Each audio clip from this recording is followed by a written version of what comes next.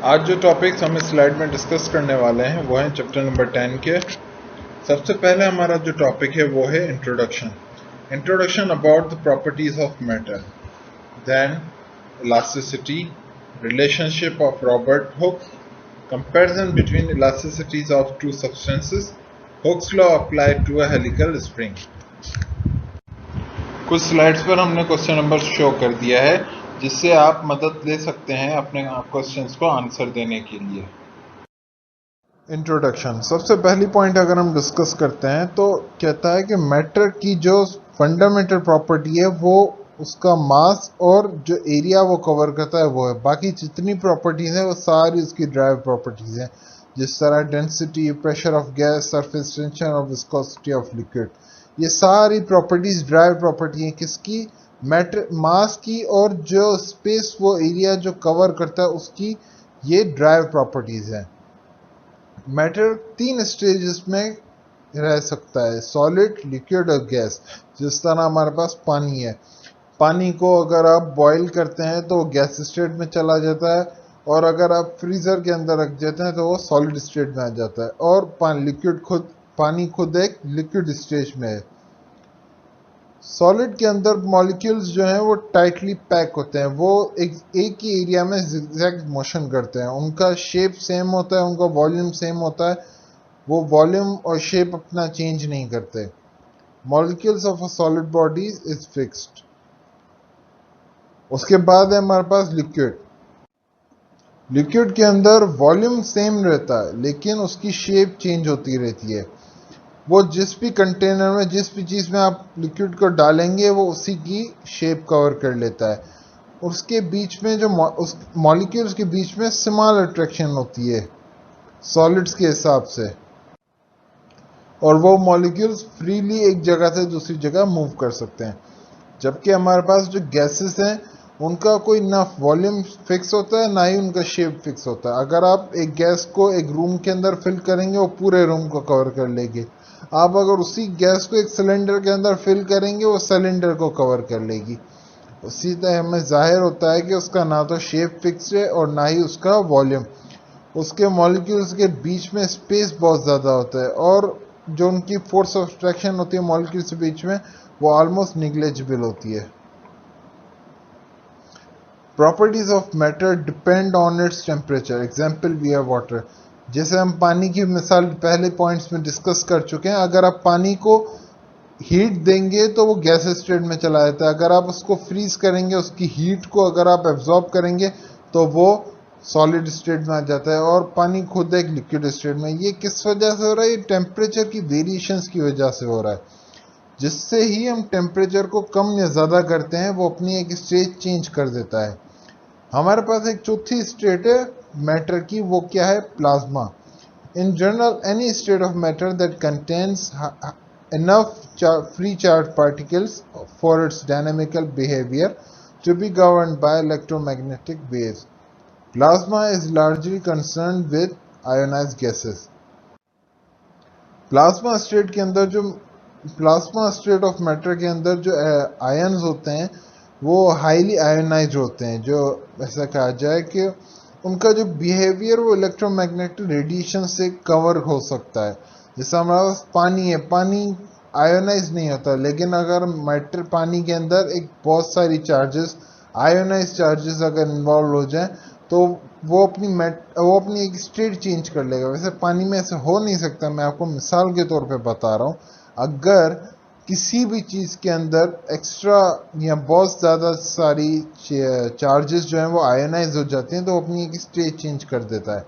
हमारे पास डेफिनेशन में लिखा हुआ है, in general any state of matter that contains enough free charged particles for its dynamical behavior to be governed by electromagnetic waves is called matter state plasma. Elasticity. Elasticity क्या होती है? Elasticity जब हम भी किसी भी बॉडी के ऊपर एक फोर्स अप्लाई करते हैं, मिसाल के तौर पे जब हमारे पास जो बिस्तर है, बिस्तर के अंदर जो फॉर्म होता है, जब हम उसके ऊपर फोर्स अप्लाई करते हैं तो ये फॉर्म जो है उसके अंदर डिफॉर्मेशन प्रोड्यूस होती है।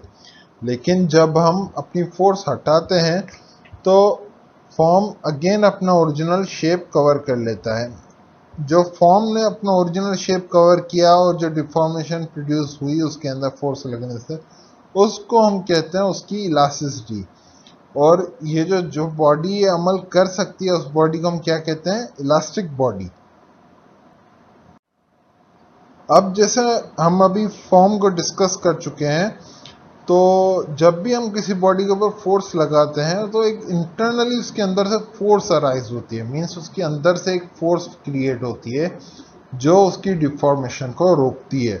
जिस तरह हमने न्यूटन के लॉस में पढ़ा है, to every action there is equal and opposite reaction. उसी तरह जब हमने फोर्स अप्लाई की बॉडी के ऊपर, तो उसी के इंटरनली एक फोर्स क्रिएट होगी जो हमारी फोर्स को रिपेल करके और डिफॉर्मेशन, मतलब कि जो हमने फोर्स लगाई है उसके एक्शन को रिपेल करेगी।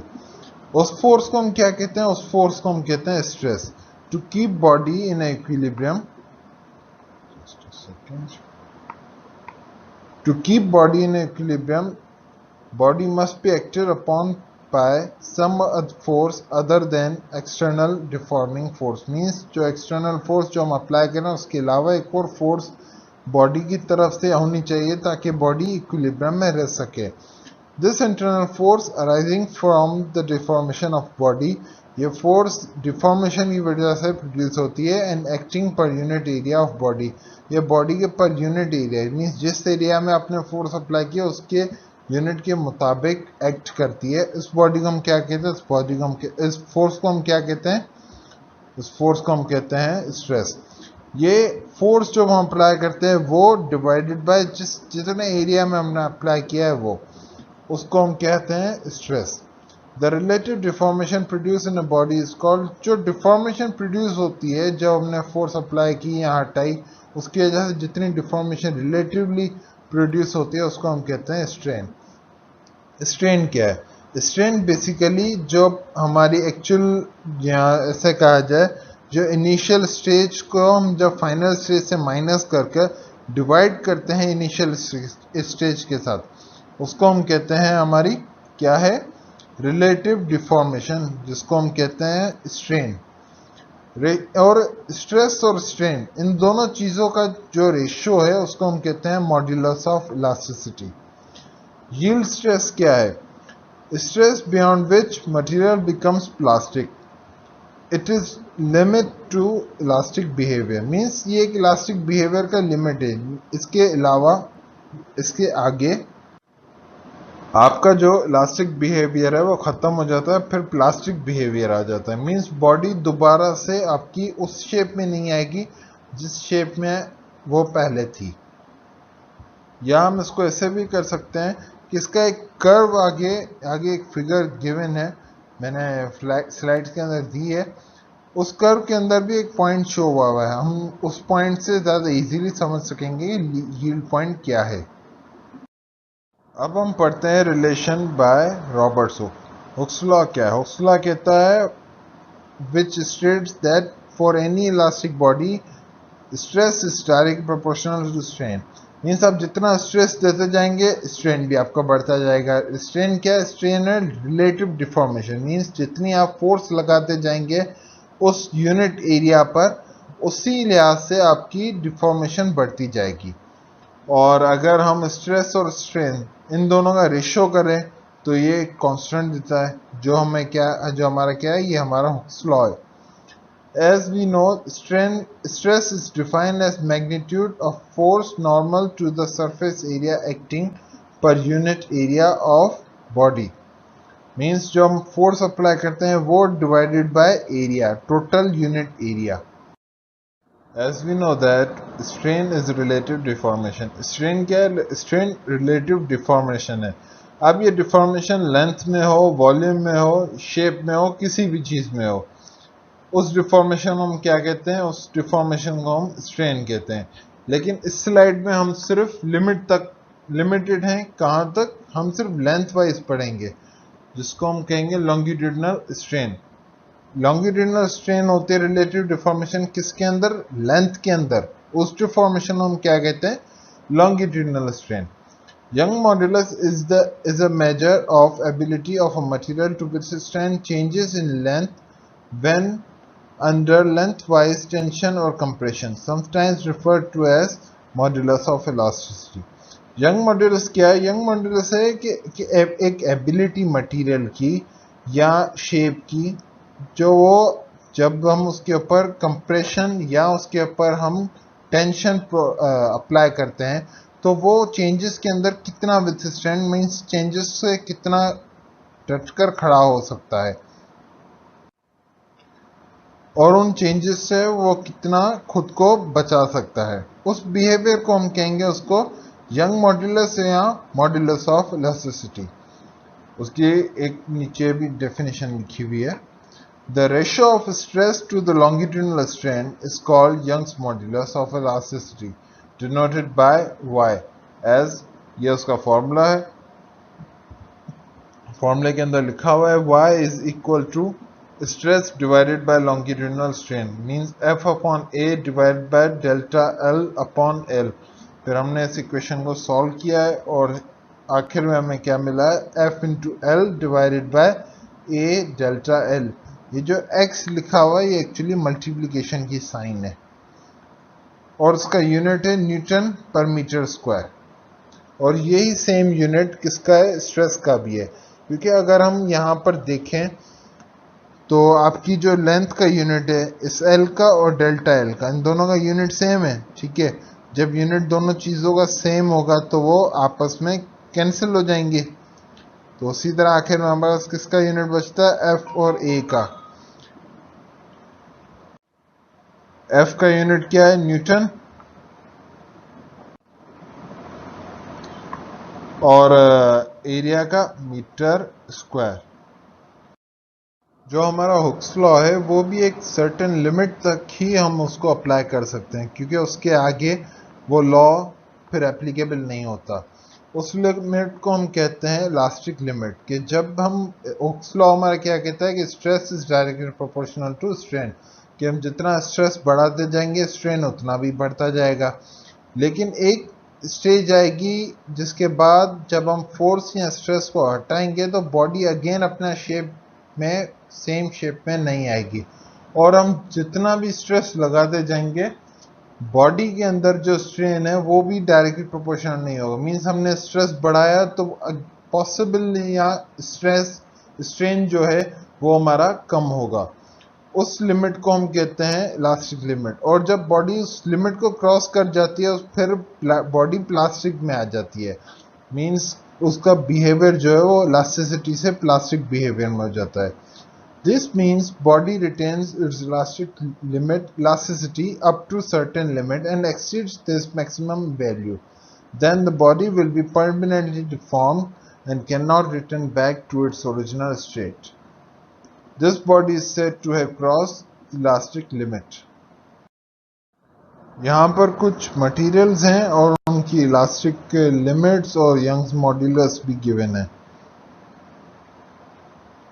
इन पर थोड़ी आप अपनी तरफ से नज़र दौड़ा दें या थोड़ा आप खुद रीड कर लें तो आपको मे बी कभी कहीं पर भी जो एंट्री टेस्ट में किसी जगह सवाल हो तो आपके लिए आसानी होगी।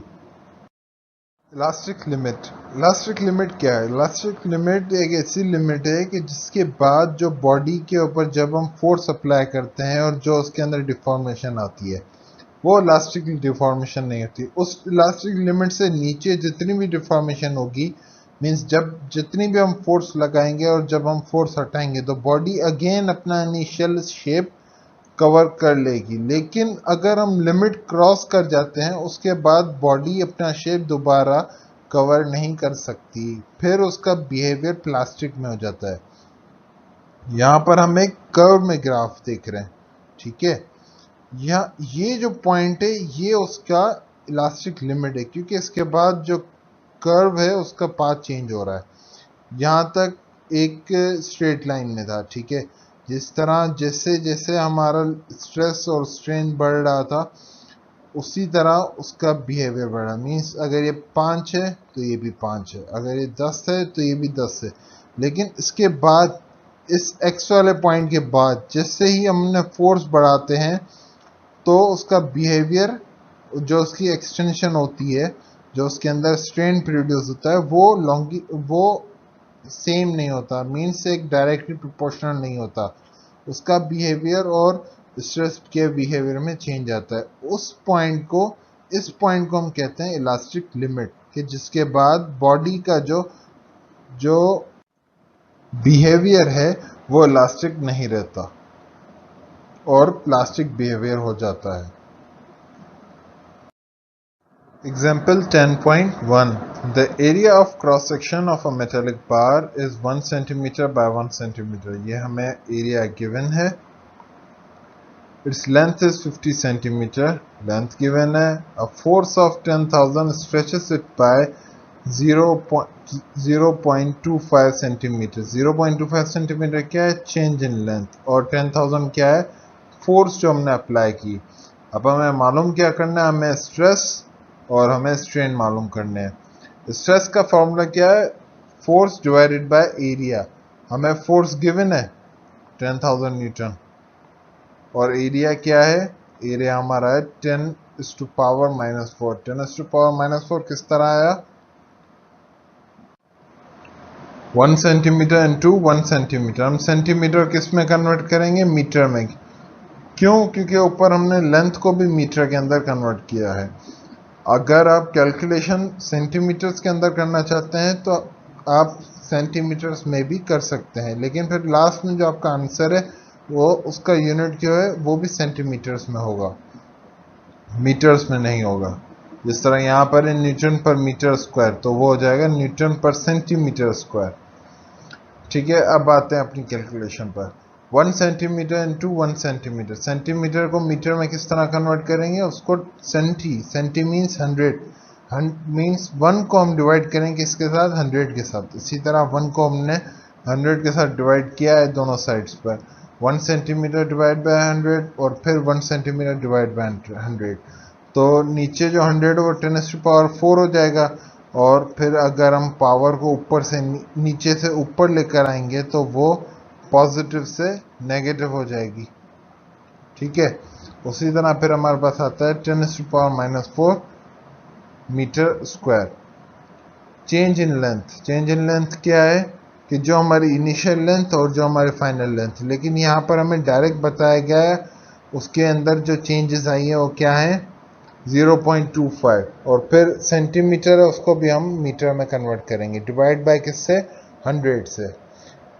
स्ट्रेस का फॉर्मूला क्या है? Force divide by area. Force हमें मालूम है, गिवन है, और एरिया हमने कैलकुलेट कर लिया है मीटर्स के अंदर। तो ये हमारा फाइनल आंसर होगा। 10,000 divide by 10⁻⁻4 is equal to 1 into 10⁸ newton per metre square. और स्ट्रेन को हम किस तरह कैलकुलेट करते हैं? जो change in length. Change in length हमें गिवन है और ओरिजिनल लेंथ हमें गिवन है। चेंज इन लेंथ को हम डिवाइड करेंगे ओरिजिनल लेंथ के साथ, means 0.25 divide 0.25 into 10⁻⁻2 divide by 0.5 metre is equal to 5.0 into 10⁻3।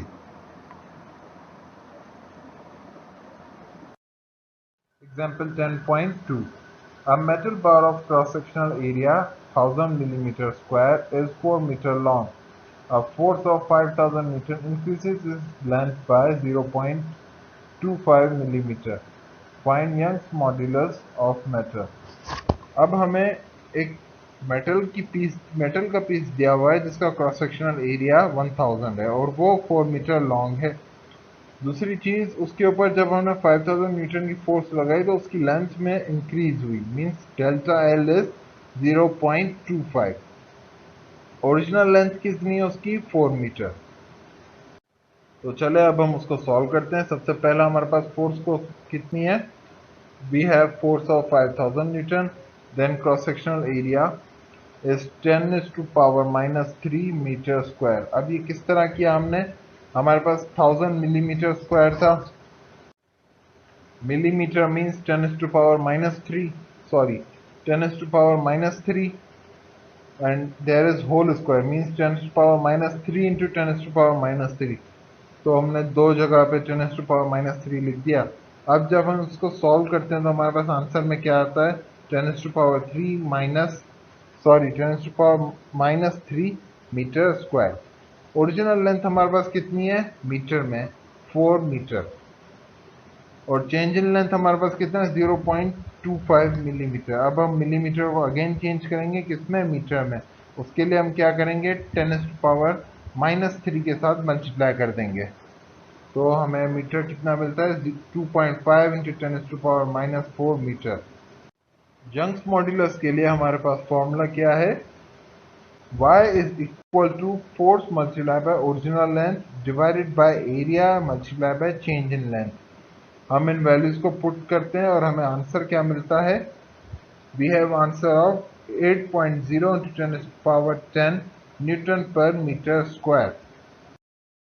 Example 10.3. A steel wire of 4 meter long has an area of cross sectional equal to 2.4 into 10 to the power minus 7 meter square is stretched by a force of 36 Newton. Calculate stress, strain, increase in length. Given Young's modulus 1.8 into 10 to the power 11 Newton per meter square. सो हमारे पास data में सबसे पहली चीज़ क्या है, original length है 4 metre, area है 2.4 into 10⁻⁻7 metre square. Force कितनी लगाई गई है जिसकी वजह से चेंज आया है, वो है 36 न्यूटन। हमें कैलकुलेट क्या करना है, हमें एक तो स्ट्रेस कैलकुलेट करना है और फिर strain, then we have increase in length जो कि डेल्टा एल कहते हैं हम, और फिर हमारे पास यंग मॉड्यूलस गिवन है। तो चलें सॉल्यूशन की तरफ चलते हैं। सबसे पहली चीज़ हमारे पास लेंथ है, देन वी हैव एरिया और फिर अप्लाइड फोर्स और यंग मॉड्यूलस। हमारे पास हम स्ट्रेस को किस तरह कैलकुलेट करते हैं, stress means force divided by area. हमें फोर्स गिवन है, फोर्स हमारी है 36 न्यूटन की और एरिया हमारा कितना गिवन है 2.4 इंटू 10⁻⁻7 मीटर स्क्वायर। तो जब हमारे पास हम इनको वैल्यूज को पुट करते हैं हमें आंसर क्या मिलता है 1.5 into 10⁸ newton per metre square. हम स्ट्रेन को किस तरह कैलकुलेट करते हैं, हमें यहाँ पर स्ट्रेस की वैल्यू मिल गई, हमें यंग मॉड्यूलस मिल गया। Young modulus is equal to stress divided by strain. हम स्ट्रेन और यंग मॉड्यूलस की जगह को आपस में एक्सचेंज कर सकते हैं यहाँ से, ठीक है। तो हमें स्ट्रेन मालूम करना है, स्ट्रेन ने डिवाइड करा उस तरफ मल्टीप्लाई करेगा, और यंग मॉड्यूलस हमारे पास मालूम है तो हम यंग मॉड्यूलस को डिवाइड कर देते हैं इस तरह। तो स्ट्रेन के इक्वल टू हो जाता है स्ट्रेस डिवाइडेड बाय स्ट्रेन। आप यहाँ पर स्ट्रेस और स्ट्रेन की वैल्यूज पुट करें और हमें आंसर क्या मिलता है 8.33 इंटू 10⁻⁻4। उसके बाद हम मालूम करेंगे change in length. Change in length हम किस तरह मालूम करेंगे, अब जब हम ऊपर से स्ट्रेन की वैल्यू मालूम करके आ चुके हैं और स्ट्रेन इक्वल टू होता है change in length divided by total length. तो जब टोटल लेंथ हमें मालूम है वो स्ट्रेन के साथ अगर हम मल्टीप्लाई कर देते हैं तो हमें चेंज इन लेंथ मिल जाएगी। तो आप वैल्यूज को पुट करें ओरिजिनल लेंथ की और स्ट्रेन की, तो हमें आंसर में क्या मिलता है 4 मल्टीप्लाई बाय 8.33 इंटू 10⁻⁻4। आंसर में हमें मिलता है 3.3 मिलीमीटर। यहाँ पर 10⁻⁻4 की जो पावर है उसको शिफ्ट कर दिया है मिलीमीटर में। जब यहाँ से डेसिमल को हमने एक साइड लेफ्ट हैंड साइड की तरफ मूव किया तो उसकी पावर +1 होगी, +1 होगी तो इधर पावर में बचेगा -3, -3 बचेगा तो हम -3 को मिलीमीटर्स में लिख देते हैं। Comparison of इलास्टिसिटीज of two bodies. दो बॉडीज की इलास्टिसिटीज को हम इस टॉपिक में कंपेयर करेंगे। अब कंपैरिजन से मुराद ये है कि हम दो बॉडीज को कंसीडर करते हैं, बॉडी ए और बॉडी बी। हम हमारी अमूमन डेली ऑब्जर्वेशन के अंदर ये बात को हम ऑब्जर्व करते हैं कि कुछ बॉडीज डिफॉर्म होने के बाद अगेन अपने उस शेप में आ सकती हैं, लेकिन कुछ बॉडीज डिफॉर्म होने के बाद उनके अंदर प्लास्टिक डिफॉर्मेशन हो जाती है तो वो अगेन अपना इनिशियल शेप कवर नहीं कर सकती। जिस तरह हमारे पास से हम थोड़ी सी मिसाल कंसीडर करते हैं स्टील और रबर की।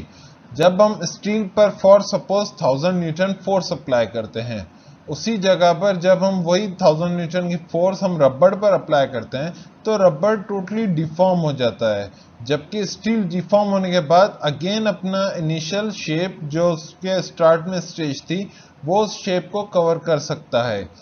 तो हम कहेंगे कि जो स्टील है वो ज्यादा इलास्टिक है सब्सटेंस है बनिस्बत रबड़ के। यहां पर हमारे पास डेफिनेशन लिखी हुई है, a body is said to be more elastic if it retains its elasticity on the application of large force than to a body which loses its elasticity at lesser force। means जो body again अपना shape cover कर सकती है ज्यादा heavy force के apply होने के बावजूद, वो ज्यादा इलास्टिक है बनस्पत उस बॉडी के कि जो अपनी इलास्टिसिटी लूज कर देती है छोटी सी फोर्स पर। हम इस टॉपिक को या इस लाइन को क्लियर करने के लिए नीचे एक डेरिवेशन करते हैं, इससे हमें ये टॉपिक ज्यादा इजीली क्लियर हो जाएगा। यहां पर हमारे पास E ऑफ x और E ऑफ y ये स्ट्रेन्स हैं। स्ट्रेन किसके? बॉडी A और बॉडी Y के। ये मॉड्यूलर ऑफ इलास्टिसिटी है किसके? बॉडी A और बॉडी Y के। अब डेफिनेशन हमारे पास क्या है? Modular of elasticity is equal to stress divided by strain. तो यहां पर मॉड्यूलर ऑफ इलास्टिसिटी को डिवाइड करते हैं x के स्ट्रेस को डिवाइड करते हैं स्ट्रेन के साथ x के, और फिर इधर स्ट्रेस y पर को डिवाइड करते हैं किसके साथ? स्ट्रेन y के साथ। तो हमें क्या मिल जाता है? हमें modular of elasticity of x और modular of elasticity of y। उसके बाद हम modular of elasticity of x को डिवाइड करते हैं modular of elasticity of y। तो हमें यहाँ पर क्या मिलता है? यहाँ से हम स्ट्रेस को कैंसिल कर सकते हैं। आखिर में हमारे पास क्या इक्वेशन में बचता है? Modular of elasticity of y और modular of elasticity of x, sorry strain y divided by strain x, and then modular of elasticity of x divide by modular of elasticity of y। जब हम इस equation को consider करते हैं तो हमें पता चलता है कि modular of elasticity of x is less then modular of elasticity of y, जबकि strain of y is greater than strain of x is greater than strain of y, क्योंकि स्ट्रेन ऑफ x नीचे है। नीचे वही term लिखी जाती है जो ज्यादा बड़ी होती है ऊपर वाली टर्म से या दूसरी किसी टर्म से, उस टर्म को हम नीचे लिखते हैं। ये डिवीजन में एक उसूल के तौर पर हम कैलकुलेशंस करते हैं। तो यहां से हमें ये बात पता चलती है कि जिस बॉडी का स्ट्रेन ज्यादा होगा उसका मॉड्यूलर ऑफ इलास्टिसिटी कम होगा, और जिस बॉडी का स्ट्रेन कम होगा उसका मॉड्यूलर ऑफ इलास्टिसिटी ज्यादा होगा। Thus we conclude that a body with smaller strain is more elastic than the body having larger strain when same stress is applied. Note, steel is more elastic than rubber, क्योंकि steel के अंदर deformation या steel के अंदर जो strain है वो कम होता है बनिस्बत रबड़ के जब उसके ऊपर 1000 न्यूटन की फोर्स अप्लाई की जाए। Hooke's law applied to a helical spring. Hooke's law क्या कहता है? हुक्स लॉ कहता है कि tension is directly proportional to extension. Means हम जितनी ज्यादा टेंशन देते जाएंगे, जितना ज्यादा हम उसको फोर्स लगाते जाएंगे, एक्सटेंशन उतनी ज्यादा होती जाएगी। यहां पर हमारे पास एक स्प्रिंग है, ये अपनी इनिशियल स्टेज में है। जब हमने इसके ऊपर फोर्स लगाई, फोर्स, ठीक है, तो उसके अंदर क्या प्रोड्यूस हुई? इसके अंदर एक एक्सटेंशन प्रोड्यूस हुई। लेकिन जब हमने फोर्स को डबल किया तो उसके अंदर एक्सटेंशन डबल हो गई। Means tension is directly proportional to extension. हम जितनी ज्यादा फोर्स या टेंशन देते जाएंगे उतनी ज्यादा एक्सटेंशन होती जाएगी। तो हम यहां लिख सकते हैं कि force is directly proportional to extension, और जब हम डायरेक्टली प्रोपोर्शनल की साइन को खत्म करेंगे तो हमारे पास इक्वल टू आ जाएगा और एक कांस्टेंट इसका k है, और k क्या है? k is a constant of proportionality. Negative sign क्या है? नेगेटिव साइन शो करती है कि जो हमारी टेंशन और एंड एक्सटेंशन हो रही है अपोजिट डायरेक्शन में हो रही है, ठीक है। इस जो स्प्रिंग है हमारे पास, इसके ऊपर दो फोर्सेस एक्ट कर रही हैं।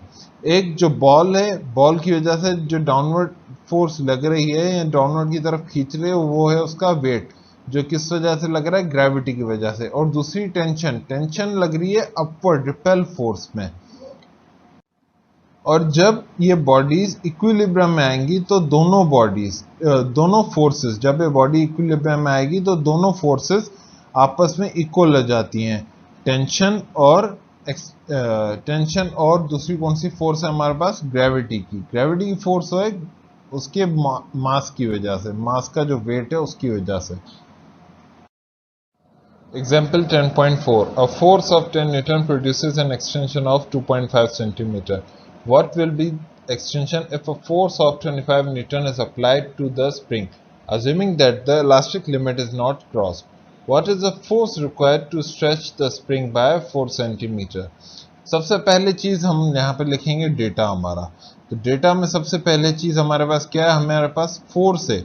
जब हमने एक फोर्स अप्लाई की है तो एक्सटेंशन हुई है कितनी, 2.5 सेंटीमीटर, जब हमने 10 न्यूटन की फोर्स अप्लाई की है।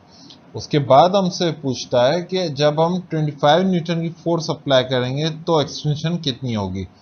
सबसे पहले हम जो F1 है और जो X1 है उसकी मदद से हम एक डेटा निकालेंगे। डेटा में हमें जो ज़रूरत है वो है K की। K क्या है, K कांस्टेंट ऑफ प्रोपोर्शनलिटी है। अब जब हमने K की वैल्यू निकाल रहे हैं तो उसके लिए हमारा फॉर्मूला इस्तेमाल करें, F1 is equal to K into X1।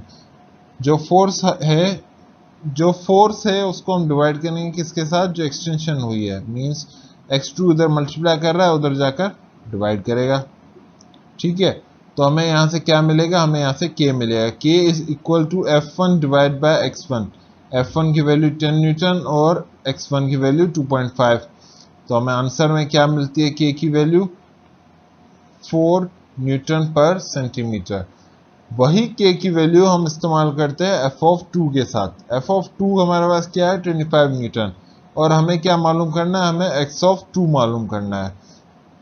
तो उसके बाद जब हमने सिमिलर फॉर्मूला इस्तेमाल करते हैं, F(2) is equal to KX2। जो वैल्यूज हमारे पास मालूम हमने कर ली और जो गिवन है उनको वैल्यूज को पुट करें। X2 is equal to F(2) divide by K, 25 newton divide by 4। हमें आंसर में क्या मिलता है, हमें आंसर में मिलता है X(2) is equal to 6.25 centimetre. अब उसके बाद जो हमसे दूसरी चीज पूछ रहा है, वो पूछ रहा है कि फोर्स कितनी रिक्वायर्ड होगी जब हम स्प्रिंग को 4 सेंटीमीटर स्ट्रेच करते हैं। तो हमें x की वैल्यू गिवन है, k की वैल्यू हम पीछे मालूम कर आ चुके हैं, कितनी है, 4 न्यूटन पर सेंटीमीटर। ठीक है, तो अब हम k की वैल्यू गिवन है और x की वैल्यू गिवन है, हमें f की वैल्यू मालूम करनी है। तो f is equal to kx, values को पुट करें जो हमें मालूम है, तो हमें आंसर में क्या मिलता है, force is equal to 16 newton. Mean 16 newton की जब हम फोर्स अप्लाई करेंगे तो हमारा स्प्रिंग 4 सेंटीमीटर। इस स्लाइड में आज जो टॉपिक्स हम डिस्कस करने वाले हैं वो है चैप्टर नंबर 10 के प्रॉपर्टीज ऑफ मैटर। सबसे पहला टॉपिक है हमारा प्रेशर, देन एटमॉस्फेरिक प्रेशर, उसके बाद है demonstration of atmospheric pressure, then we have Magdeburg hemisphere experiment. ये टॉपिक एक बहुत ही इंपॉर्टेंट टॉपिक है जो अक्सर औकात जिसके सवाल बोर्ड के एग्जाम्स में, यूनिवर्सिटीज या आपके जो कॉलेज एग्जाम्स होते हैं उनके अंदर सवाल पूछा जाता है। Then we have pressures of liquid and gases, then Pascal's law और फिर एप्लीकेशन ऑफ पास्कल्स लॉ। कुछ स्लाइड्स पर हमने क्वेश्चन नंबर शो कर दिया है जिससे आप मदद ले सकते हैं अपने क्वेश्चंस को आंसर देने के लिए। प्रेशर को समझने से पहले हम न्यूटन के सेकंड लॉ को रिवाइज करते हैं। न्यूटन का सेकंड लॉ क्या कहता है कि जब भी हम किसी बॉडी के ऊपर फोर्स अप्लाई करते हैं तो उस बॉडी के अंदर क्या प्रोड्यूस होता है, एक्सेलरेशन। लेकिन अगर हम देखें वही फोर्स हम किसी हैवी बॉडी के ऊपर अप्लाई करेंगे तो ज्यादा एक्सेलरेशन प्रोड्यूस होगा। उसी तरह से हमारे पास प्रेशर है। प्रेशर डिपेंड करता है आपके एरिया के ऊपर। जितना ज्यादा एरिया होगा प्रेशर उतना ही कम होगा, और जितना कम एरिया होगा प्रेशर उतना ही ज्यादा होगा। जैसे हमारे पास एक मिसाल कंसीडर करते हैं कि एक औरत हील वाली सैंडल पहनकर किसी चीज के ऊपर खड़ी होती है या सॉफ्ट ग्राउंड के ऊपर, तो वो ज्यादा प्रेशर एक्सर्ट करेगी उस पॉइंट पर जिस पर वो खड़ी है, बनिस्बत उस औरत के कि जिसने एक फ्लैट सैंडल पहनी हुई है या फ्लैट शूज पहने हुए हैं और वो उस पॉइंट पर खड़ी होती है। हालांकि देखा जाए तो दोनों जगह पर औरत सेम ही है, तो उसका मास सेम रहेगा। मास अगर सेम है तो वेट भी सेम रहेगा। लेकिन इसके बावजूद भी जब औरत ने हील वाली सैंडल पहनी थी तो उसका एरिया कम था, जिसकी वजह से उसका प्रेशर ज्यादा था। और उसी जगह पर जब औरत ने फ्लैट शूज पहने तो उसका एरिया ज्यादा हो गया, जिसकी वजह से उसका प्रेशर कम हो गया। अगर आपको ये प्रैक्टिकल या ये एग्जाम्पल समझ में नहीं आई तो आप खुद भी एक मरतबा ट्राई कर देख लें। Definition of pressure. Pressure basically एक ऐसी फोर्स है जो एक यूनिट एरिया पर नॉर्मली एक्ट कर रही होती है। उसको हम क्या कहते हैं? उसको हम प्रेशर कहते हैं। It is a force acting normally per unit area of the surface given. अब उसका जो फॉर्मूला है, प्रेशर का फॉर्मूला क्या है कि जो हम फोर्स अप्लाई कर रहे हैं एक तो वो, और जिस यूनिट एरिया पर हमने वो फोर्स अप्लाई की है। ठीक है, यहाँ पर मैंने एक नीचे फिगर थोड़ी सी बनाई, अब इजी हो जाएगा। अब जब हमने फोर्स अप्लाई की उसको हम डिवाइड करते हैं जिस यूनिट एरिया के साथ हमने वो फोर्स अप्लाई की है, उसको हम क्या कहते हैं? उसको हम प्रेशर कहते हैं। ऐसा unit of pressure is pascal. Pascal means PA is equal to Newton per meter square. If 1 Newton force acts normally on a unit area, then the pressure area exerted on that area is said to be 1 Pascal. अगर 1 Newton की force एक unit area के ऊपर apply की जा रही है तो हम जो फोर्स की वजह से जो प्रेशर क्रिएट होगा हम उसको कहेंगे वो कितना है? वो 1 पास्कल है। उसी तरह से अगर 2 न्यूटन की हम फोर्स अप्लाई करते हैं सिंगल यूनिट एरिया पर तो उसके ऊपर जो पास्कल है हमारा कितना हो जाएगा? 2 pascal. High pressures are expressed in kilopascal. जब प्रेशर ज्यादा हो जाते हैं और क्वांटिटीज को हम ज्यादा पास्कल्स में नहीं लिख सकते तो हम उसको किलो पास्कल कर देते हैं। जिस तरह 1000 पास्कल्स हैं तो उसको हम 1000 पास्कल्स हर जगह लिखने से ज्यादा मुनासिब 1 किलो पास्कल लिखते हैं। Suppose a woman puts all her weight onto one heel and compare it with pressure exerted by elephant on 1 foot. जो एक औरत है, जो एक वुमेन है, वो अपना पूरा वजन एक हील के ऊपर प्रेशर करती है। पूरा अपना वेट जो है, जो उसकी फोर्स है, वो हील के ऊपर लगाती है, प्रेशर एक्सर्ट करती है। और उसको हम कंपेयर करेंगे इसके साथ एक हाथी के साथ। हाथी का पैर कितने साइज का होता है? हाथी का पैर काफी बड़े साइज का होता है और यहाँ पर उसका एरिया गिवन है 30 इंटू 30 सेंटीमीटर है, जबकि एरिया ऑफ हील कितना है? 1 इंटू 1 सेंटीमीटर है। और वेट ऑफ वुमेन कितनी है? 500 न्यूटन। और एलिफेंट का वेट कितना है? 54,000 न्यूटन। हम इससे ये बात देखेंगे कि प्रेशर किस चीज का ज्यादा है। हमारे पास एरिया ऑफ हील गिवन है, वुमेन का वेट गिवन है। वेट क्या होता है? W is equal to force. Weight और फोर्स दोनों एक बात होती है, तो हम यहां लिख सकते हैं कि force divide by area of heel. Area of heel जो है 1 सेंटीमीटर इंटू 1 सेंटीमीटर। उसको हमने सॉल्व किया, सेंटीमीटर को हम मीटर्स में कन्वर्ट करते हैं तो उधर 2 सेंटीमीटर मीन्स 2 जगह पर डिवाइड बाय 100 करेंगे। जब नीचे हमारे पास पावर 10⁴ हो जाती है और ऊपर आएगी तो माइनस 10⁴ हो जाएगी, तो उसी से हमें मिलता है 1 इंटू 10⁻⁴ मीटर स्क्वायर। सिमिलरली हमने यही चीज यहाँ पर भी की है area of foot of elephant पर। अब हम यहाँ पर आते हैं वुमेन के वेट पर, प्रेशर पर। तो pressure is equal to force divide by area. Force कितनी है हमारे पास? 500 न्यूटन। एरिया कितना है? 1 इंटू 10⁻⁴। हमें आंसर में क्या मिलता है? 5 इंटू 10⁻⁶ पास्कल। सिमिलर चीज हम एलिफेंट के साथ करते हैं। प्रेशर कितना आएगा? Force divide by area of foot. Force कितनी है? 54,000 न्यूटन। और एरिया ऑफ फुट कितना है? 900 इंटू 10⁻⁴। हमें कितनी फोर्स मिलती है? हमें 6 इंटू 10⁵ पास्कल। अब हम यहाँ पर देखें कि 10⁵ 6 पास्कल और 10⁵ पास्कल, 10⁵ पास्कल ज़्यादा है, तो इसका मतलब है कि जो वुमेन का जो प्रेशर है वो ग्रेटर है किससे? एलिफेंट से। वो किस वजह से? क्योंकि एरिया ऑफ हील, जो हील की जो एरिया है वो कम है बनस्पत एरिया ऑफ फुट के, तो उसी वजह से हमारा प्रेशर ज़्यादा है वुमेन का, किसके बनस्पत? एलिफेंट से बनस्पत।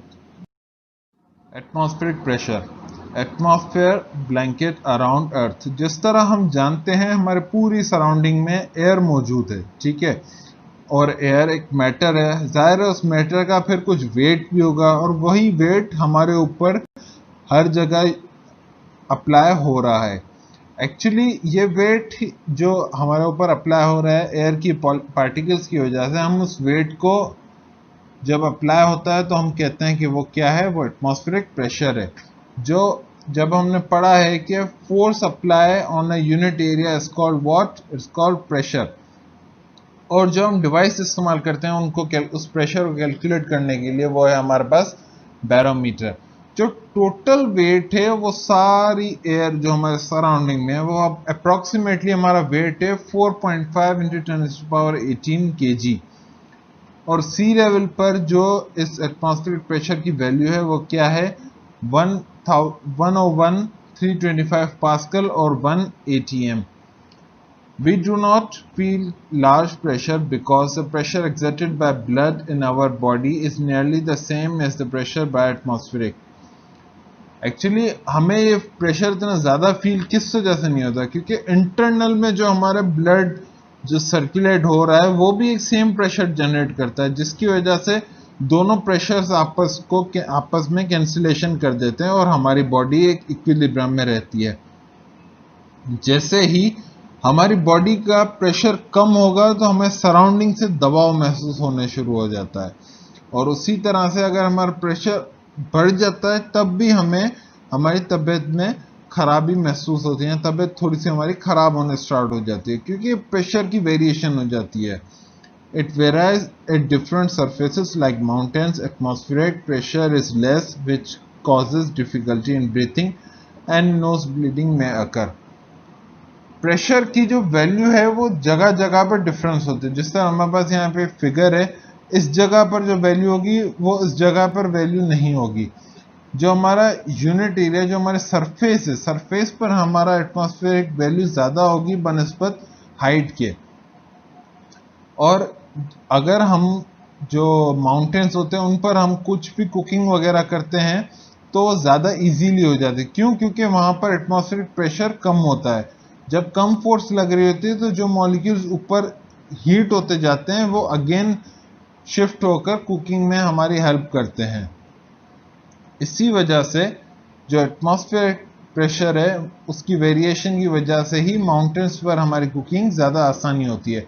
हम यही चीज़ कुकर के अंदर करते हैं। कुकर जो कुकिंग में इस्तेमाल किया जाता है, हम जब उसको बंद कर देते हैं तो उसके ऊपर से जो हमारा एटमॉस्फेरिक प्रेशर है वो ख़त्म हो जाता है, वो इंटरनल प्रेशर हो जाता है। और कुकर की जो इंटरनल प्रेशर है वो खुद बढ़ता जाता है, जिसकी वजह से कुकिंग में हेल्प मिलती है। Demonstration of atmospheric pressure.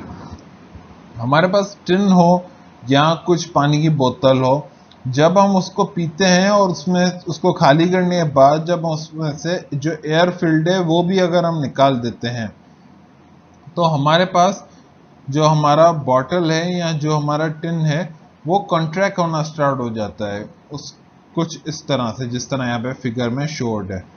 ठीक है, ये हमारे पास टिन की इनिशियल स्टेज थी और ये जब हम उसमें से एयर निकाल रहे होते हैं। ये इस तरह क्यों होता है? बेसिकली जब बाहर की जो एयर है, जो हमारा एटमॉस्फेरिक प्रेशर है, वो ज़्यादा होता है बनस्पत इनसाइड प्रेशर के, जिसकी वजह से एटमॉस्फेरिक प्रेशर जो है उसको फोर्स लगाकर इसको कॉन्ट्रैक्ट करता है। ये इसी वजह से ही है क्योंकि pressure inside the tin is less than the pressure outside the tin.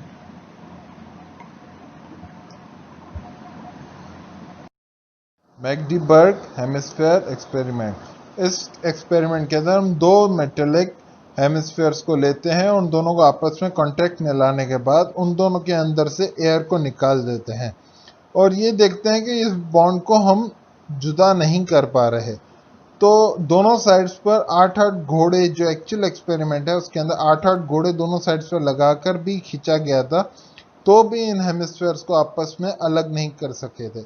ये क्यों होता है? क्योंकि इंटरनली प्रेशर या वैक्यूम जो अंदर से हवा जब पूरी तरह निकाल दी गई तो अंदर वैक्यूम क्रिएट हो गया, और जो उसके सराउंडिंग में एटमॉस्फेरिक वॉल हैं या एटमॉस्फेरिक प्रेशर्स हैं, वो प्रेशर एक्सर्ट जब करती हैं तो वो उस वजह से ही वो दोनों जो हमारे टू मेटेलिक हेमिस्फीयर्स हैं वो आपस में अलग नहीं हो पाते।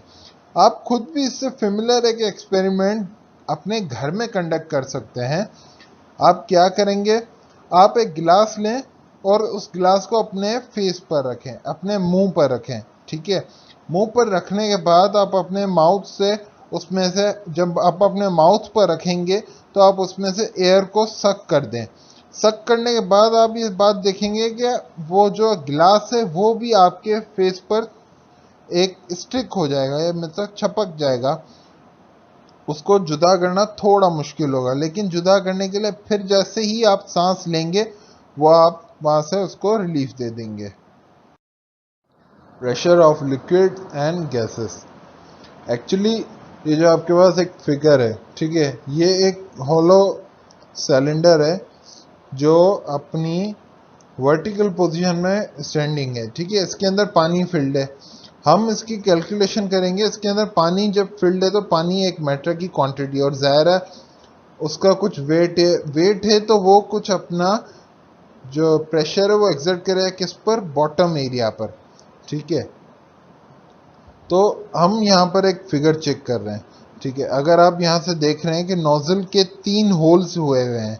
जो आपका सबसे नीचे वाला होल है उसमें से सबसे ज़्यादा प्रेशर से पानी ज़्यादा दूर जा रहा है, जो बीच वाला है उसमें थोड़ा कम है, और जो सबसे ऊपर है उससे बहुत कम है। अब ये किस वजह से हो रहा है? ये बेसिकली हाइट की वजह से हो रहा है, क्योंकि अगर ऊपर से लेकर नीचे तक जितना डिस्टेंस ज़्यादा होगा उसकी हाइट पानी की जितनी ज़्यादा होगी प्रेशर उतना ही ज़्यादा होगा, और जिस तरह हमारी हाइट कम होती जा रही है उसी तरह हमारा प्रेशर भी कम होता जा रहा है। जो वॉल्यूम होता है, वॉल्यूम क्या होता है? जो हमारा टोटल हाइट होती है वो, और जो हमारा ये हॉलो में इधर आपके जो इंडिकेटेड है जो एरिया, इन दोनों को जब हम आपस में मल्टीप्लाई करते हैं तो हमें पूरा सिलेंडर का वॉल्यूम मिल जाता है, ठीक है।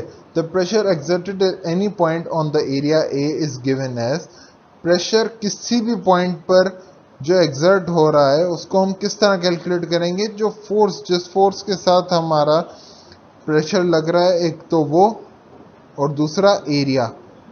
प्रेशर हमारा, फोर्स हमारे पास कौन सी है? वेट। वेट का क्या है? रो जी H, means row A G H, ठीक है। और डिवाइड बाय किससे? एरिया से। जो हमारा वेट है और जो हमारा एरिया है, जब वेट को हमने फुल फॉर्म में लिखा है, जब weight is equal to rho A G H, तो हमारा ए यहाँ से दोनों साइड से कैंसिल हो जाएगा, ठीक है। आखिर में हमारे पास क्या बचता है? रो जी एच। ये इक्वेशन हमें शो करती है डायरेक्ट रिलेशनशिप का, डेंसिटी और किसका? डेप्थ का, कि जितनी ज़्यादा डेंसिटी और डेप्थ होगी उतना ही ज़्यादा हमारा प्रेशर होगा। Gases exert pressure.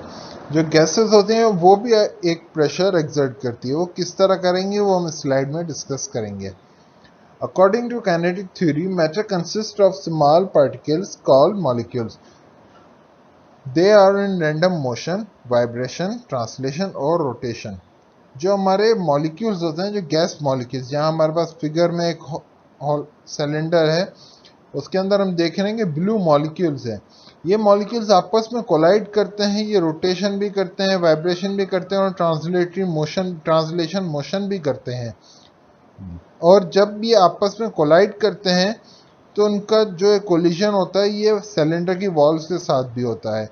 जब हम इसका टेम्परेचर इंक्रीज करते हैं तो उनका कोलिजन ज़्यादा हो जाता है। जो कोलिजन ये सिलेंडर की वॉल्स के साथ करते हैं हम उसी कोलिजन को कहते हैं pressure. they collide with wall of cylinder, the pressure exerted by this collision is called pressure. Collision or random motion of particles rises with rise in temperature. Pascal law.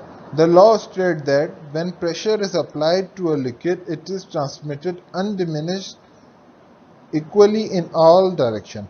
Consider the following example.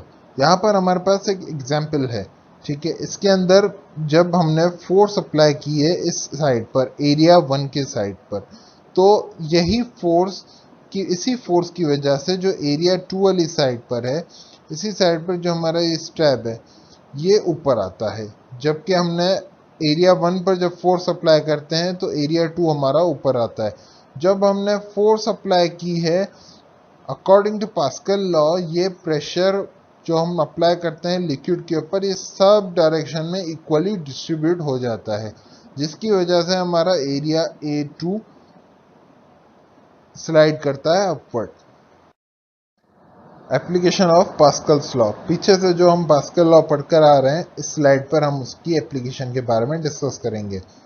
तो सबसे पहला हमारा है hydraulic lift. Hydraulic lift कहाँ इस्तेमाल होती है? सबसे पहले तो आप ये सोचेंगे ये ज़्यादातर सर्विस स्टेशंस पर इस्तेमाल होती है या कुछ ऐसी जगहों पर जहाँ पर आपको हैवी ऑब्जेक्ट्स को लिफ्ट करना होता है। तो इसके अंदर हम क्या करते हैं, इसके अंदर स्मॉल एरिया के अंदर स्मॉल फोर्स अप्लाई करते हैं, जिसकी वजह से हम लार्जर एरिया से ज़्यादा फोर्स ट्रांसमिट कर सकते हैं या लार्जर फोर्स हम गेन कर सकते हैं। वो किस तरह होता है वो हम इस स्लाइड में डिस्कस करेंगे।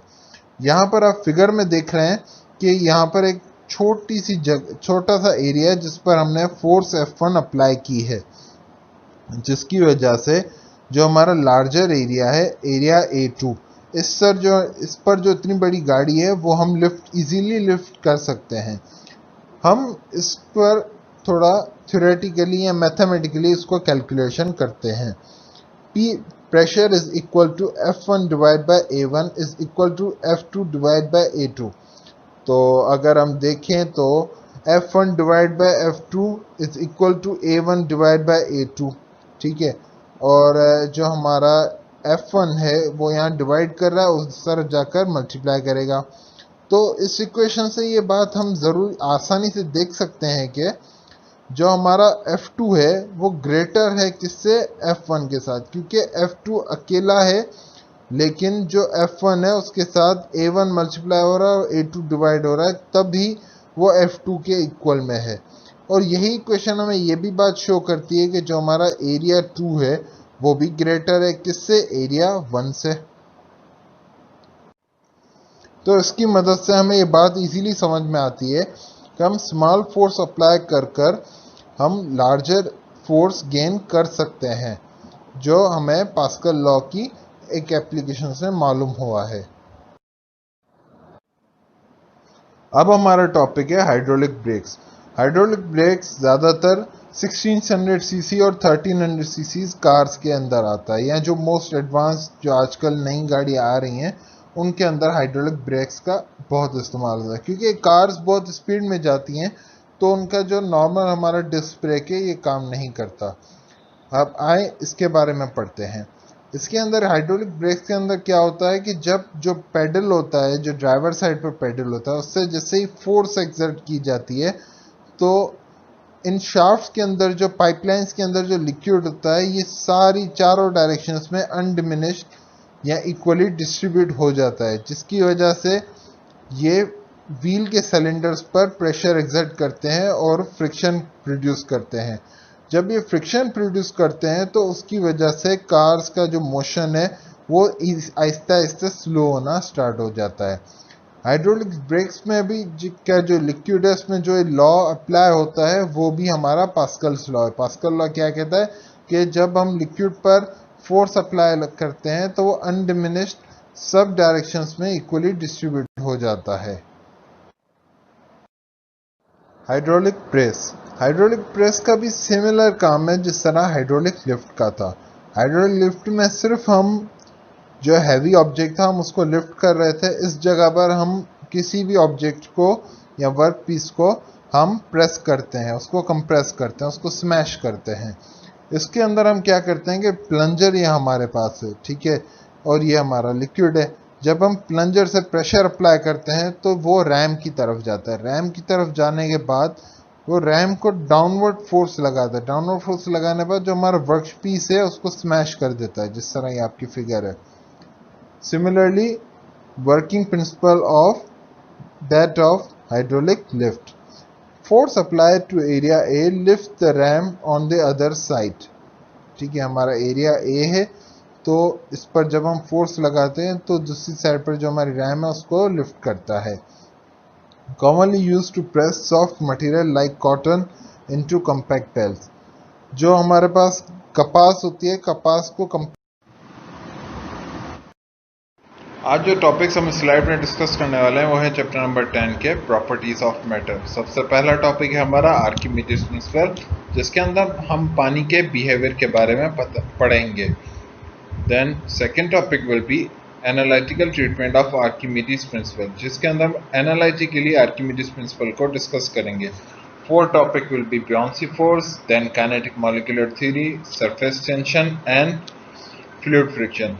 Our last topic will be fill in the blanks and choose the best answers of chapter number 10, properties of matter. कुछ स्लाइड्स पर हमने क्वेश्चन नंबर शो कर दिया है, जिससे आप मदद ले सकते हैं अपने क्वेश्चंस को आंसर देने के लिए।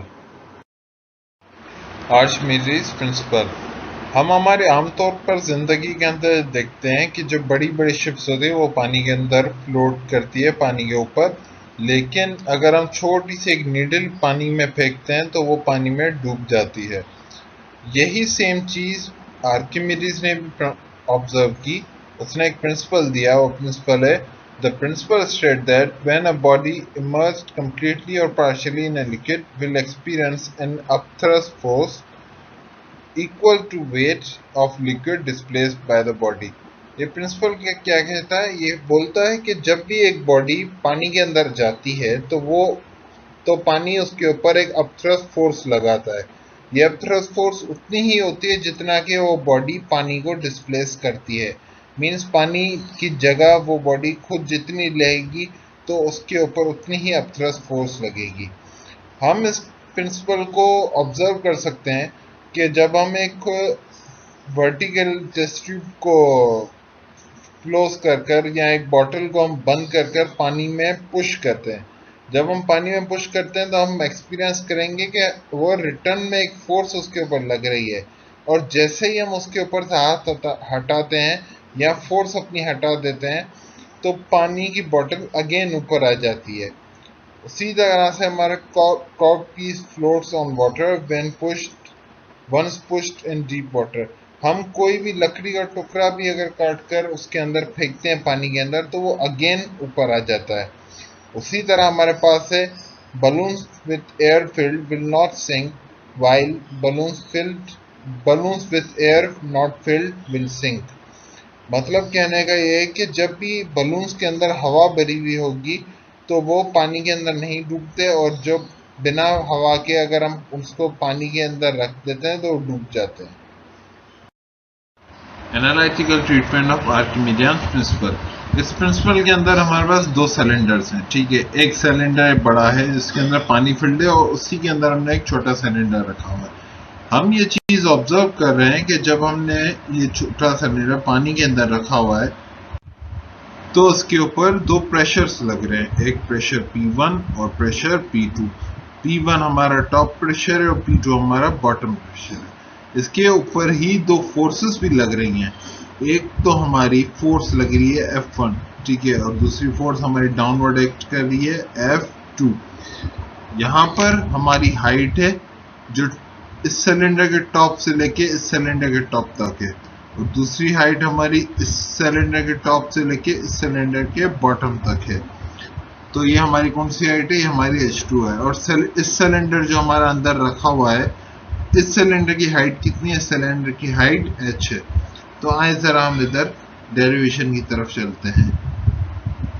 अब हमारे पास है pressure exerts on top and bottom of the surfaces of object rho GH1 और रो GH2। उसके ऊपर जो प्रेशर लग रहा है टॉप और बॉटम सरफेसेस पर वो इक्वल टू किसके हैं, रो जी H1 और रो जी H2.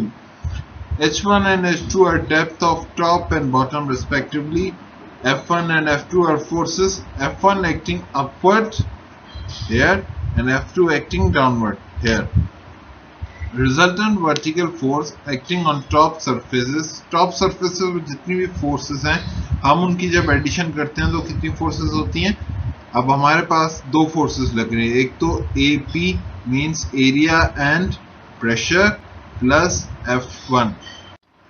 जो हमारा F1 है वो इक्वल टू किसके है, A रो G H1.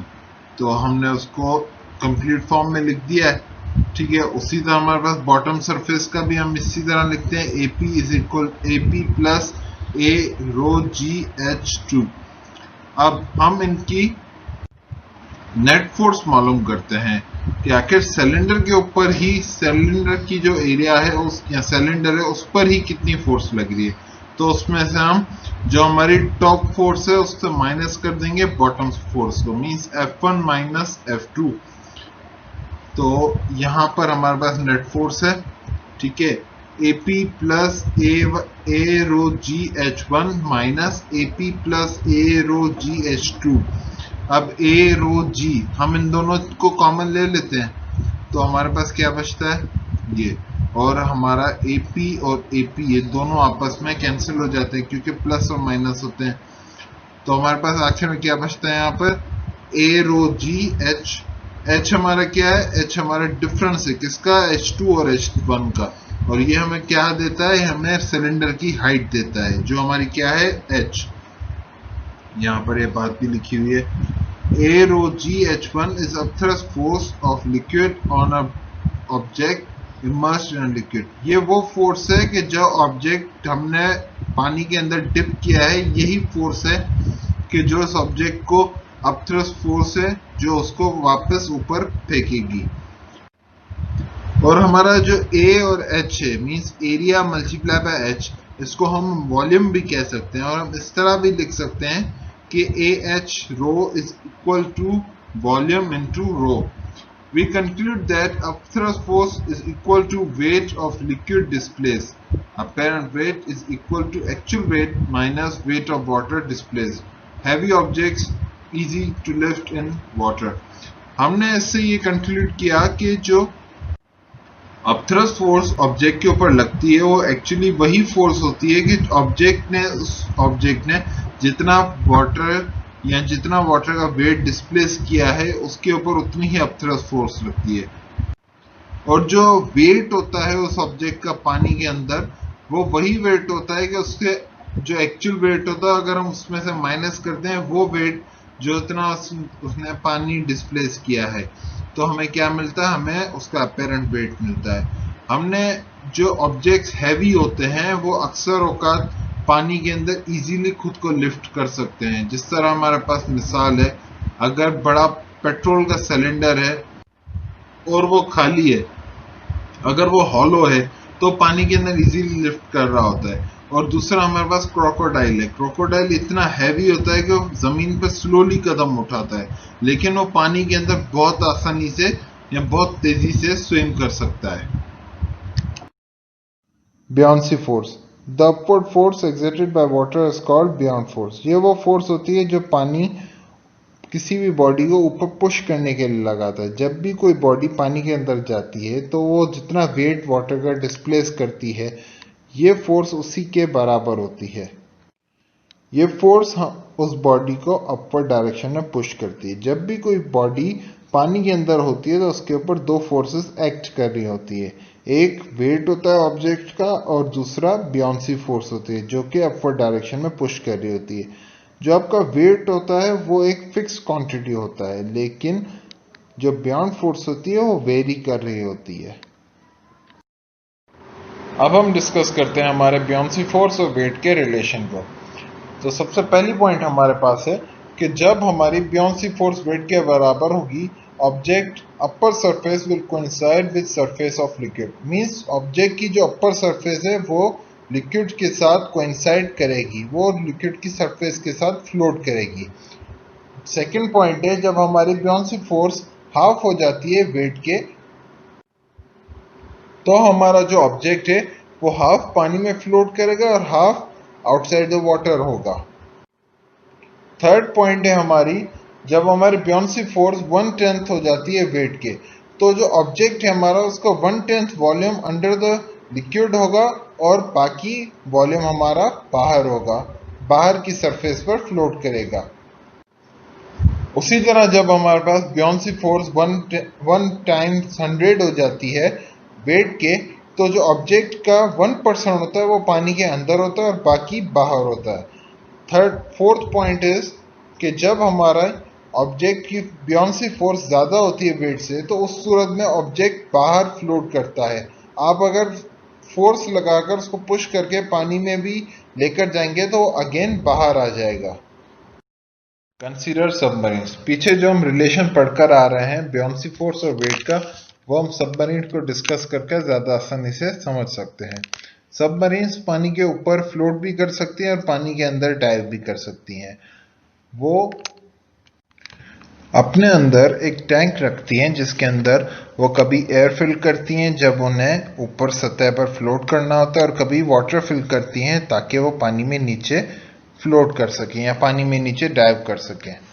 यहाँ पर आपके पास 6 फिगर्स हैं, ठीक है। सबसे पहले उस सबमरीन के अंदर एयर फील्ड है, जब उसको डाइव करना है तो उसने कुछ एयर बाहर निकाली है और पानी इनहेल किया है। जब उसके अंदर बहुत सारा पानी हो गया है तो वो बहुत डीप में जा रही है। अगेन जब उसको ऊपर जाना है तो उसने हाई प्रेशर एयर अपने अंदर जनरेट की है, जिसकी वजह से पानी जो है वो बाहर गया है। पानी बाहर जाने से जो हमारी सबमरीन है वो आहिस्ता आहिस्ता ऊपर आ रही है और अगेन अपनी सरफेस पर आ गई है।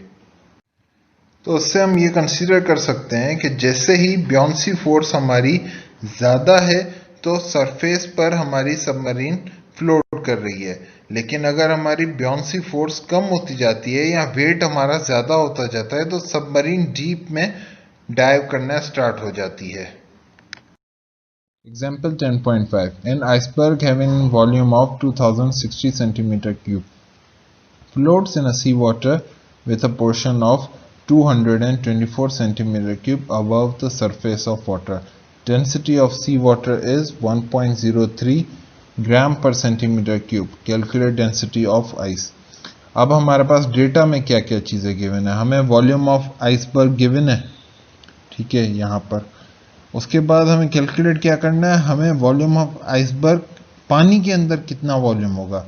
अब हमें एक्चुअल वेट गिवन है और एक्चुअल वॉल्यूम गिवन है, और जो वॉल्यूम उसने पानी के अंदर कवर किया हमें वो गिवन है. हमारे पास जो एक्चुअल वॉल्यूम है हम उसमें से जो वॉल्यूम उसने पानी के अंदर कवर किया उसको माइनस कर देते हैं. तो हमें क्या कौन सा वॉल्यूम मिल जाता है, हमें वो वॉल्यूम मिलता है कि जो उसका पानी के अंदर है. पानी के अंदर उसका वॉल्यूम है 1836. जो डेंसिटी है पानी की वो कितनी है, 1.03 ग्राम पर सेंटीमीटर क्यूब. और हमें मालूम क्या करना है, हमें आइस की डेंसिटी मालूम करनी है जो हमने डी के साथ शो की है. आप चाहे तो रो2 के साथ भी शो कर सकते हैं. अब हमने पढ़ा है कि अपथ्रस्ट फोर्स जो होती है वो इक्वल टू होती है वेट ऑफ आइसबर्ग. जो हमारे पास वेट 1 है वो क्या है, वॉल्यूम 1, आइस की जो डेंसिटी है वो, और ग्रेविटी V, D और G. आप D की जगह रो भी लिख सकते हैं, मैं पहले भी बता चुका हूँ. और आपके पास दूसरा वॉल्यूम कितना है, या दूसरी आपके पास वेट कितना है, W2, V2 रो और इनटू G. ठीक है, हम इन दोनों को आपस में इक्वल टू में रख सकते हैं. ठीक है, तो W2 is equal to W1. हमारे पास जो भी वैल्यूज हैं वो हम उनकी जगह पुट करते हैं. तो W2 की हमारे पास वैल्यूज कौन कौन सी हैं, V2, रो और G. V2 की वैल्यू है 1836, रो की वैल्यू है 1.03 और ग्रेविटी हमारी कांस्टेंट है दोनों साइड्स पर. तो इस वजह से हमने सिर्फ सिंप्लिसिटी के लिए सिर्फ G लिखा है. Is equal to W1. W1 is equal to V1 into D into G. V1 की वैल्यू है 2060 डी की वैल्यू हमें मालूम करनी है और जी की वैल्यू कांस्टेंट है, तो उस वजह से हमने सिंप्लिसिटी के लिए जी लिखा है। अब जी यहाँ पे दोनों साइड्स पे कैंसिल हो जाएगा, ठीक है। और आप जब अपनी सिंपल कैलकुलेशन करेंगे तो आपके पास आंसर में आता है 0.9818 ग्राम पर सेंटीमीटर क्यूब। ये आपकी डेंसिटी है किसकी? आइस की। Example 10.6. A block of wood of volume 6.4 into 10 raised to power minus 6 meter cube and of density 800 kilogram per meter cube is floating in water. How much of wood is immersed in water? Density of water is 1000 kg per meter cube. अब हमें कौन कौन सी चीज़ें given है? हमें सबसे पहले तो वुड का वॉल्यूम गिवन है और फिर डेंसिटी गिवन है। और हमें मालूम क्या करना है? हमें वो वॉल्यूम मालूम करना है कि जो वुड ने पानी के अंदर कवर किया है। डेंसिटी ऑफ वाटर कितनी है? 1000 किलोग्राम पर मीटर क्यूब। इसके अंदर हम ग्रेविटी भी इस्तेमाल करेंगे, लेकिन ग्रेविटी हमारी कांस्टेंट है, ठीक है। तो सबसे पहले तो आए हम सॉल्यूशन की तरफ चलते हैं। हमें क्या मालूम करना है? हमें वेट ऑफ वुड मालूम करना है। वेट ऑफ वुड जो पानी से बाहर जो है वो क्या है? रो, जी और वी। वी वॉल्यूम हमें गिवन है, ठीक है। रो हमें गिवन है डेंसिटी, और जी की वैल्यू कांस्टेंट है। तो हमारे पास वेट ऑफ वुड क्या आता है? रो वॉल्यूम जी। और वेट ऑफ डिस्प्लेस्ड वाटर, तो वेट ऑफ डिस्प्लेस्ड वाटर में हमारे पास डेंसिटी है और ग्रेविटी है। हमें वॉल्यूम क्या करना है? हमें वॉल्यूम मालूम करना है। तो हमारे पास लॉ है weight of displaced water is equal to weight of wood, कि जितना वाटर के अंदर वेट होगा या वाटर का जो वेट है वो उतना ही है कि जितना वेट वुड का है, या वो वेट जो वाटर में डिस्प्लेस किया गया है। तो हम दोनों इक्वेशंस को इक्वल टू में रखते हैं और सॉल्व करते हैं। तो हमारे पास राइट हैंड साइड पर है weight of wood. Weight of wood हमारे पास क्या है? 800 into 6.4 into 10 to power minus 6 into g. और लेफ्ट हैंड साइड पर हमारे पास क्या है? Weight of displace water, means जो वाटर वुड ने डिस्प्लेस किया है वो क्या है? 1000। 1000 हमारे पास क्या है? हमारे पास डेंसिटी है किसकी? वाटर की। वॉल्यूम हमें मालूम करना है V2। और दूसरी चीज़ क्या है? ग्रेविटी। ग्रेविटी यहाँ से और यहाँ से कैंसिल हो जाएगी। उसके बाद जब हम इस इक्वेशन को सॉल्व करते हैं तो हमारे पास आंसर आता है 5.12 into 10 to power minus 6 metre cube. Kinetic molecular theory. According to kinetic molecular theory, matter is composed of molecules. Kinetic theory के मुताबिक मैटर जो है वो मॉलिक्यूल्स के कंपोज्ड है, मींस जो मैटर बनता है उसके अंदर बहुत सारे मॉलिक्यूल्स होते हैं। ये मॉलिक्यूल्स हमेशा वाइब्रेटरी मोशन में, ट्रांसलेटरी मोशन और रोटेशनल मोशन के अंदर मौजूद होते हैं, और इनके पास एक काइनेटिक एनर्जी भी होती है। इन मॉलिक्यूल्स के बीच में आपस में अट्रैक्शन होती है, फोर्स ऑफ अट्रैक्शन होती है, जो कि इन्वर्सली प्रोपोर्शनल है उनके डिस्टेंस के। मींस अगर उनका डिस्टेंस ज़्यादा होगा तो उनके बीच में फोर्स ऑफ अट्रैक्शन कम होगी, और अगर उनके बीच में डिस्टेंस कम होगा तो उनके बीच में फोर्स ऑफ अट्रैक्शन ज़्यादा स्ट्रांग होगी। Molecules of velocities of molecules depend upon temperature. The greater the temperature, greater velocities and vice versa. हमारे पास यहाँ लिखा हुआ है कि जितना भी टेम्परेचर ज़्यादा होता जाएगा मॉलिक्यूल्स का तो उनका वेलोसिटीज इंक्रीज होती जाएंगी, और जितनी वेलोसिटीज इंक्रीज होती जाएंगी तो ज़ाहिर है उनके बीच में काइनेटिक एनर्जी भी बढ़ती जाएगी। जिस तरह आपने अक्सर औक़ात सुना होगा, गर्मियों के दिनों में कहते हैं कि जो गैस सिलेंडर हैं, जो CNG सिलेंडर्स हैं, उनको कम्प्लीटली फिल ना किया जाए। वो इस वजह से ही कहते हैं क्योंकि टेम्परेचर राइज होने की वजह से जो मॉलिक्यूल्स होते हैं उनके बीच में कोलिजन ज़्यादा हो जाती है, उनकी काइनेटिक एनर्जी इंक्रीज हो जाती है, उनकी वेलोसिटीज मॉलिक्यूल की इंक्रीज हो जाती हैं, जिसकी वजह से ब्लास्ट होने के चांसेस होते हैं।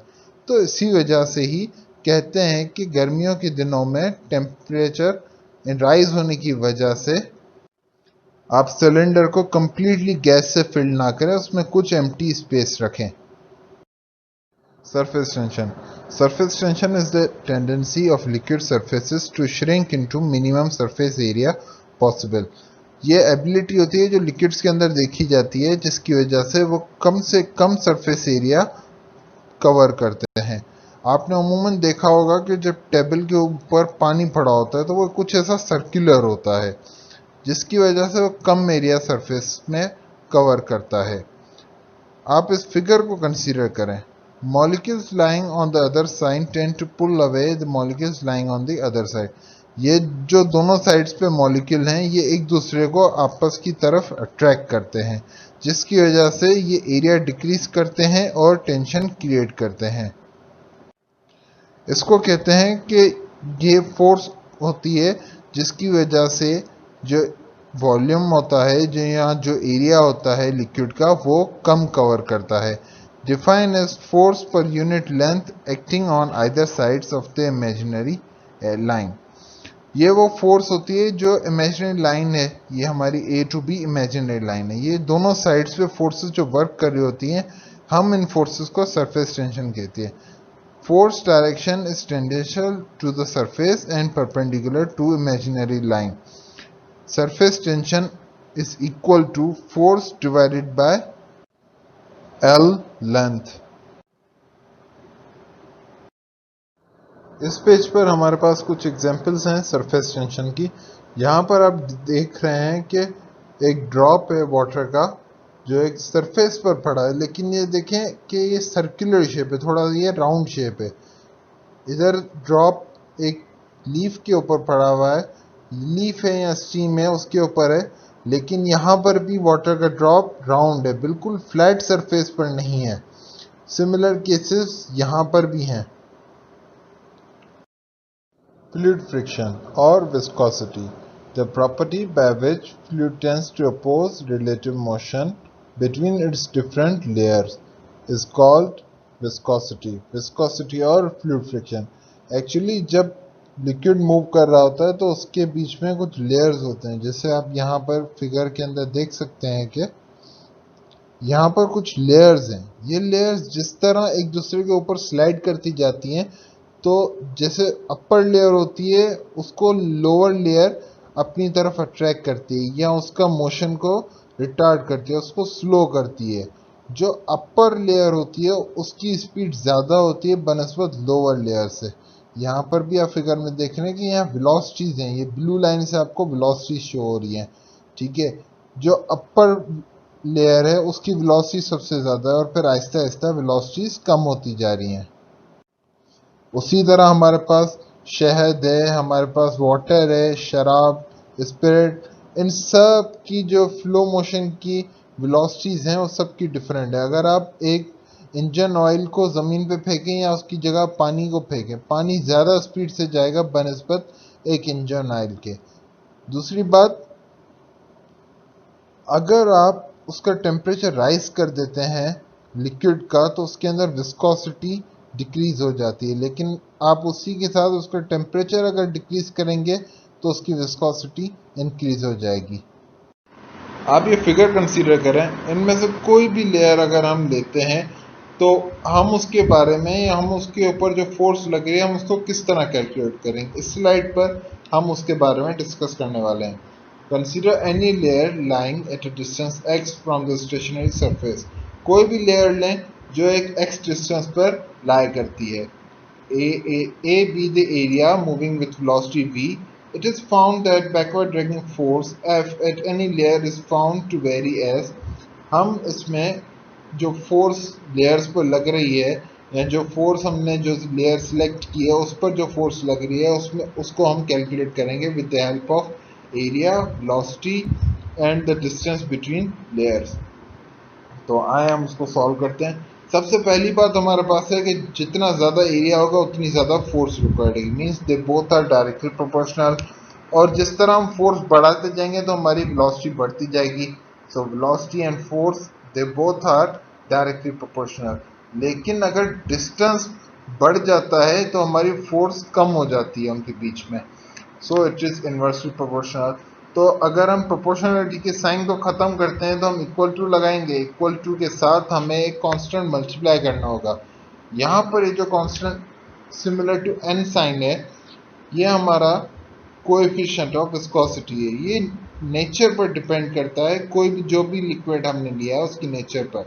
और नेगेटिव साइन जो है ये बैकवर्ड ड्रैगिंग फोर्स में जो फोर्स लग रही है उसकी डायरेक्शन को शो करता है।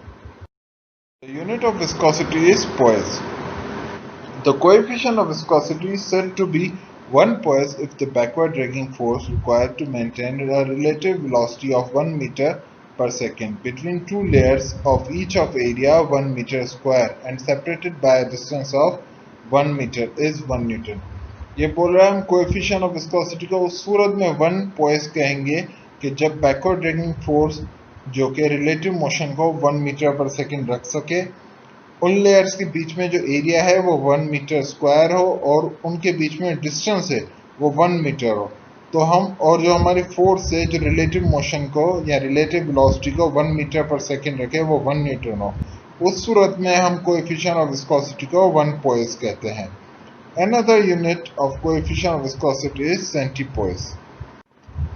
जिस तरह हमारे पास 1 ग्राम और 1 किलोग्राम होता है या 1 सेंटीग्राम होता है, उसी तरह हमारे पास एक 1 पोइस होता है और 1 पोइस का 100th हिस्सा सेंटीपोइस होता है। यहाँ पर हमारे पास कुछ मटेरियल्स हैं जिनकी विस्कोसिटी मेयर की गई है यूनिट सेंटीपोइस के अंदर, और इन सबको मेयर किया गया है 30 डिग्री के टेम्परेचर पर। एयर यहाँ पर इस चार्ट को अगर हम देखें तो इसमें सबसे जो कम विस्कोसिटी है वो एयर की है और जो सबसे ज़्यादा है वो ग्लाइसिन की है 629। अब यहाँ पर हमारे पास कुछ फिल इन द ब्लैंक्स हैं। सबसे पहले हमारी ब्लैंक है according to kinetic theory of matter molecules are always in dash motion. Molecules का मोशन रैंडम भी हो सकता है, ट्रांसलेटरी भी हो सकता है और रोटेटरी भी हो सकता है। तो हम कहेंगे कि जो मॉलिक्यूल्स का मोशन है वो रैंडम मोशन है। Dash is a property by virtue of which a substance retains its shape and size after the removal of stress. हम पढ़ चुके हैं कि इस प्रॉपर्टी को क्या कहते हैं, जिसकी वजह से बॉडीज जो हैं फोर्स के रिमूवल होने के बाद अगेन अपना शेप अटेन कर लेती हैं। उस प्रॉपर्टी को हम क्या कहते हैं, उसको हम इलास्टिसिटी कहते हैं। Blank number 3, stress is equal to, stress का फॉर्मूला क्या है, force divided by unit area. Elastic limit is defined as maximum value see stress. ये वो स्ट्रेस होती है कि जिसके बाद स्ट्रेस और स्ट्रेन दोनों आपस में एक स्ट्रेट लाइन चार्ट बना रहे होते हैं, वो आखिर में उसकी जो लिमिट होती है हम उसको इलास्टिक लिमिट कहते हैं। In the field of elasticity Y stands for dash, Y stands for Young modulus. Rubber is dash elastic than steel. Rubber is less elastic than steel. The space above mercury in a simple mercury barometer contains dash. It contains air. The instrument used to measure atmospheric pressure is called, हम पढ़ चुके हैं उसको क्या कहते हैं, barometer. The surface tension is the property of a liquid by virtue of which its free surface appears like dash stretched membrane. Stretched membrane के अंदर क्या होता है, जैसे खींची हुई होती है कोई चीज़ ना, कि हम पढ़ चुके हैं कि पानी जो होता है वो सरफेस टेंशन प्रॉपर्टी की वजह से कम सरफेस या कम एरिया कवर करता है, और जो उसमें खिंचाव होता है उसमें मॉलिक्यूल्स आपस में एक दूसरे को अट्रैक्ट करते हैं, वो उसी तरह नजर आते हैं जिस तरह की स्ट्रेच मेम्ब्रेन होती है। The viscosity of liquid increases with the dash of temperature. The viscosity of liquid increases with the decrease of temperature. हमने पढ़ा है जो टेम्परेचर और विस्कोसिटी है ये दोनों आपस में इन्वर्सली प्रोपोर्शनल है, और उसी तरह viscosity increases with dash of velocity, कि हम अगर वेलोसिटी को इंक्रीज करेंगे तो विस्कोसिटी भी हमारी इंक्रीज होगी। तो और blank is increase of velocity according to Pascal law is transmitted undiminished equal in all direction. So our blank is liquid. 10.3 Given below are few possible answers to each statement, of which one is correct. Identify the correct one. यहाँ पर हमारे पास कुछ choose the best answers हैं। सबसे पहली point हमारे पास है the diagram shows a simple mercury barometer. The atmospheric pressure is given by the vertical distances between the following points. हमें कुछ पॉइंट्स शो किए गए हैं यहाँ पर, जिसमें से हमें बताना है कि इन पॉइंट्स में कौन से पॉइंट्स हैं कि जो हमें एटमॉस्फेरिक प्रेशर बताते हैं. तो इसका सही आंसर है point number 1 and 3, or means option number A. Second point is the mercury barometer is set up in a plane. What happens to the mercury level if the plane gains altitude? Option number A, it stays the same. Option number B, it rises higher. Option number C, it falls. Correct answer is option number A, it stays the same. Which one of the following does not cause the height of mercury column to vary? Means इनमें से कौन सी ऐसी quality है या कौन सी ऐसी चीज़ है जिसके चेंज होने से मर्क्यूरी कॉलम में वेरिएशन नहीं आती. सबसे पहला पॉइंट है हमारे पास changes in atmospheric pressure. Second point is the change in value of g. Third point is change in the temperature of mercury. Fourth point is evaporation of mercury from barometer. Our correct answer is option number B, change in the value of g. क्योंकि gravity की value change होने से mercury में barometer में mercury पर फर्क नहीं पड़ता.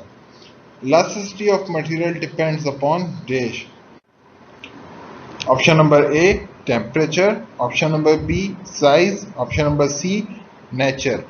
कुछ ऑब्जेक्ट्स होते हैं कि जो टेम्परेचर के राइज होने से इलास्टिसिटी में तो इफेक्ट आता है लेकिन इतना ज़्यादा नहीं आता, और कुछ में कुछ ज़्यादा चेंज आता है. लेकिन जो मेन चीज़ होती है वो होती है ऑब्जेक्ट की नेचर, जिसकी वजह से इलास्टिसिटी मटेरियल की इलास्टिसिटी डिपेंड करती है. Archimedes principle is applied to determine A option specific heat, B specific gravity, C specific resistance. The correct option is specific gravity. Raindrops are found spherical in shape because one of the following properties of water: A. Surface tension, B. Viscosity, or C. Pressure. Correct option is surface tension. Random motion of molecules in a fluid was first discovered by Robert Boyle, Robert Brown, or C. Newton. Correct option is Robert Brown. An object appears lighter in water because one of the properties of water: buoyancy force, surface tension और viscosity. Correct option is buoyancy force. यह force होती है कि जिसकी वजह से object पर upthrust force लगती है तो ऑब्जेक्ट लाइटर फील होता है पानी के अंदर. Liquid which is use for lubrication should be more dash. A transparent, resistive और viscous. The correct option is it should be more viscous. The force of attraction between the molecules of the same liquid is dash, cohesive, adhesive or electromagnetic. The correct option is the cohesive force. Cohesive forces वो forces होते हैं जो same